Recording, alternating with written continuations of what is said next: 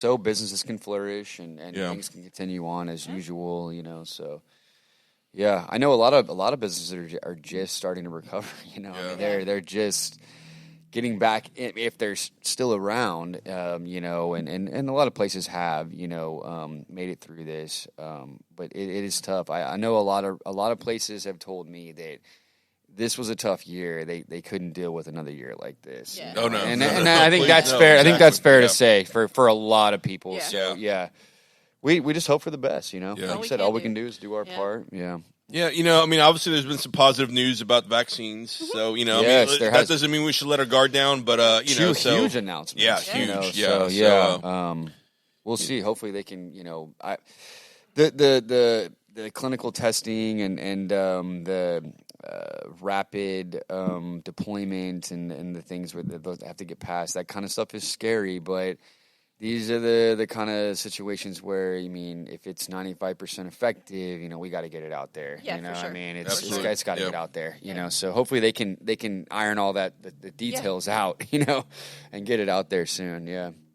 Well, I think at Weekends in the Water, we're a can or glass half full. We're That's optimistic, right. yeah. So we're Definitely. feeling positive about And we everything. always have. Yeah. So, but we definitely not to the point that we want anybody to let their guard down yet. Yeah. Because I know parts. I think actually this area is actually not doing as bad as some other parts of Texas. I know El Paso, right now is really struggling. Other parts of the country are struggling, and I think I saw a press conference from the CEO of Methodist Hospital. According to him, there's still we have a lot of hospital beds, ICU beds here in Houston. Obviously, Houston's one of the. I mean, it's got the Houston Medical Center. I mean, it's like one of the strongest healthcare facilities in the world. I mean, largest we're medical facility in the world. It's one of like 100 reasons why Houston rocks. Yeah. Yes, this is true. Yeah, so so we're blessed. So I think things are better here than other parts of the country and the state. So They just got to keep keep the beds out of the basements, because in Houston we have the flooding Flooding. issues. Right. So hey, we got a lot of hospitals, but we got to elevate the beds That's up, true. right? That's true. Because this was a problem a few years ago. So not for COVID wasn't around, but the hospitals did get affected by Harvey. Yeah. So And even before that, they had there to was pivot that as well. There was that one tropical storm that hit before Harvey, probably right around the early 2000s or maybe even the late 90s, that really hit the medical center hard. Yeah. So I mean, and I think a lot of improvements have been made even since that before Harvey. Although Harvey obviously was a challenge too, but I mean, Houston's it's an interesting place. It's funny because I met a couple that's moving to Nassau Bay, actually a house on the water that we have listed. And we're talking now, this house in the water actually has flooded and it's going to be lifted by FEMA. But we were talking about how where they were moving from, like out in Spring Branch, actually flooded. So people think that you're close to the water, that's the worst flooding in Houston. And in some parts, I mean, there's some low levels that actually struggle, and obviously, like Harvey obviously hit some areas, really hard, like Dickinson and Friendswood and stuff. But I mean, Houston, I mean, there's parts way over across town, nowhere near the water that flood, right? I mean, a lot of concrete. Yeah, Levees, a lot of situations. no zoning and people don't know about some of the bodies of water. Some of these reservoirs and the levees and things. They don't realize that there is water there. It's just not like a known lake. And once it fills up and starts to overflow, there are surrounding areas and communities that are affected. And my mom lives in Kingwood, Atascocita. Yeah. You would think, she's not by Clear Lake, she's not by the bay, no. she's not by the ocean. Lake Houston, Houston will flood you out faster than Clear Lake. I mean, so Lake Houston. so it definitely. I'm not surprised that in Spring Branch that they were affected. Actually, I mean, by some factor. Well, and then of course, not to go too dark and negative, too deep into it. But of course, there's that one part of Houston that actually got flooded like 3 days later because they had to do a release. Imagine that you're fine, and then all of a sudden, boop. That's kind of where I was going with the levees, not breaking, but getting kind of released. Like a release. Yeah, like the levees didn't fail. They just like we're going to sacrifice. They were gonna fail, so they. Yeah, we're going to sacrifice these 300 homes to save these 3,000 homes. Right, there was a lot of that going on. Yeah, so that's tough. Ooh. That's tough. Yeah. I don't ever want to deal with that again. I'm sorry we went there. My bad. Hey, but if you want to jet surf or kayak or canoe down the streets, that's then, another reason why you should have a jet surf, right? I mean, Exactly.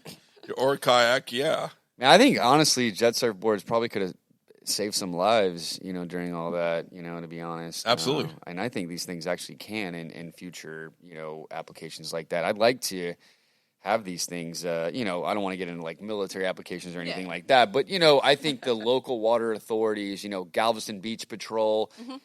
I'm not saying they need one for every lifeguard, but having a couple in the fleet every so many miles on the beach, having one. Paddling out on a surfboard as opposed to going out on a jet surfboard. I mean, it's life or death. Minutes matter. All right, so let's do a breakdown. Let's do a breakdown.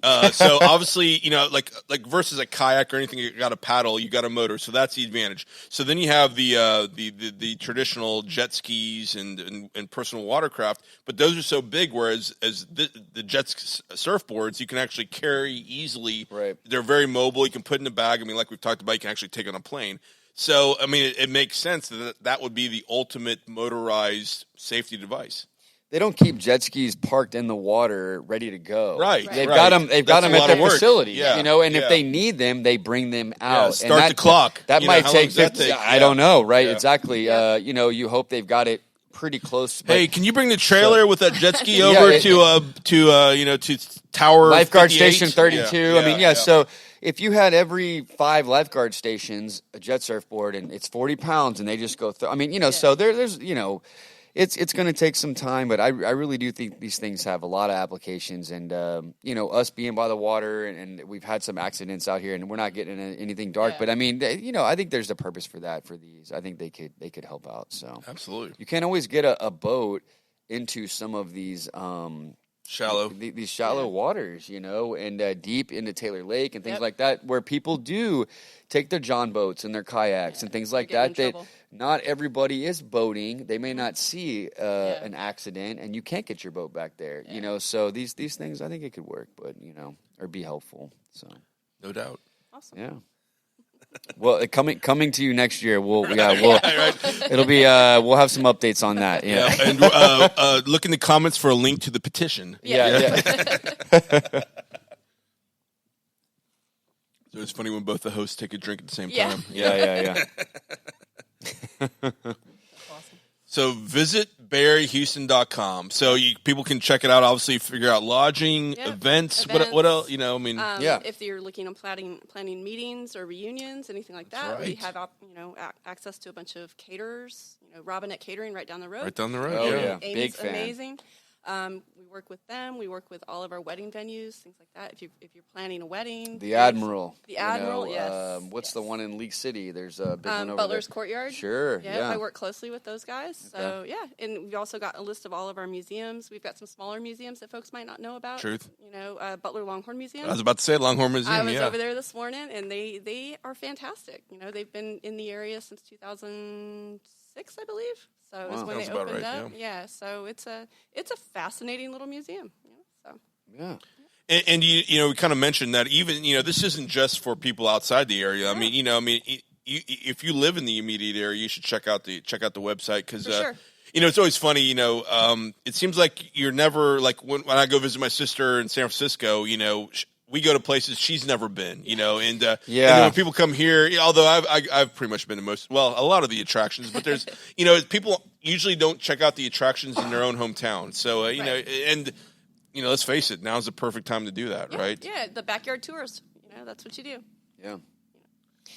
Yeah, there's a lot going on at Armand Bayou. There is. I haven't made it out there in a while as well, and I've actually been meaning to do that. I wish I could take my dog, but you can't. So that's sometimes the reason I don't make it to some of these places because I usually have my dog with me, you know.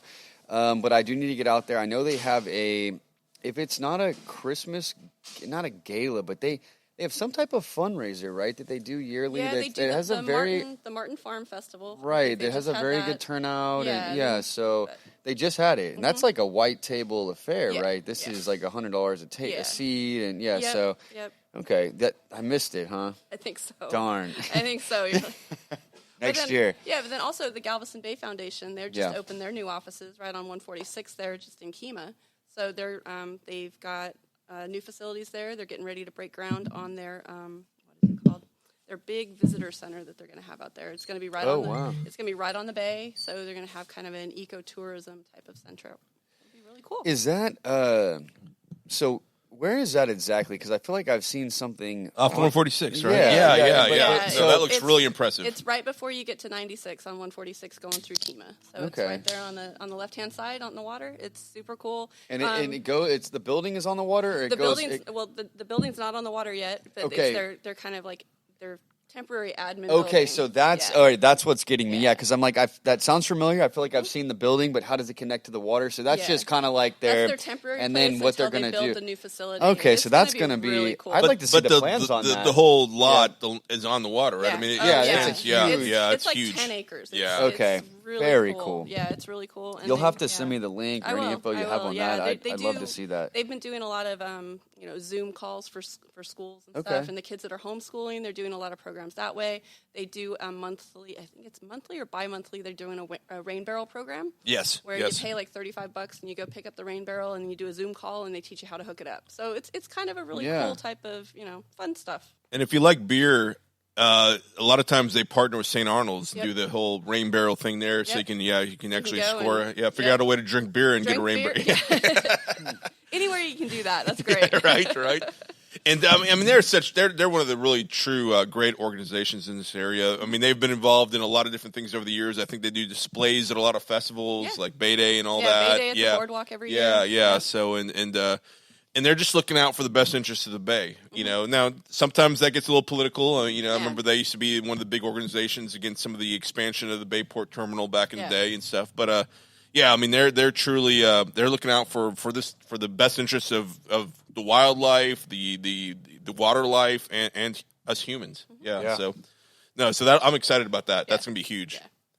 And when is that supposed to happen exactly? I'm not sure. I know they're still fundraising, so I'm not sure. They were able to they were able to buy the property and then get their first but it takes building time. built, so it's quite an endeavor for them. Right? Sure, because that property alone. That's a beautiful piece of property. Right? It really is. Yeah. That's a lot of. The Bayview, Bay Cliff, San Leon. There's a lot of nice property on the water on the bay there. Absolutely. And there's a few stretches like that of kind of that old commercial plots that still have a good amount of acreage. Yeah, well, and right that down was there, like one of the last ones, maybe. Well, I mean, Another one that's available, I don't know if it's on the market right now or not, is where the old RV park was by Bayshore Park in Bay Cliff. Okay. So there's, that's another And that's waterfront too, huh? Yeah, wow. Really nice piece of property. Yeah. Well, then there's the old Clifton by the Sea spot right there. At there Wow. Yeah. So, some venues, it's a tough gig to go in, and after it's been so many years, or you've been affected by storms, or you've had maybe a bad history of the name or whatever. Not that I don't know what happened to them, or I'm sure it was just a storm, but some places it's hard to invest in. Yeah. I mean, it's a beautiful spot. It's it was I think it was Clifton under 3 different ownership groups, and then I think they tweaked the name a couple times. It was Pod Zoos, maybe was the last Zoos, one. Yep. I've done business with basically every entity that's ever been there. And I'm guilty of in my head turning that into a brewery every time I pass by. Here we go again. Yeah. So, actually not a bad idea. Right. Yeah.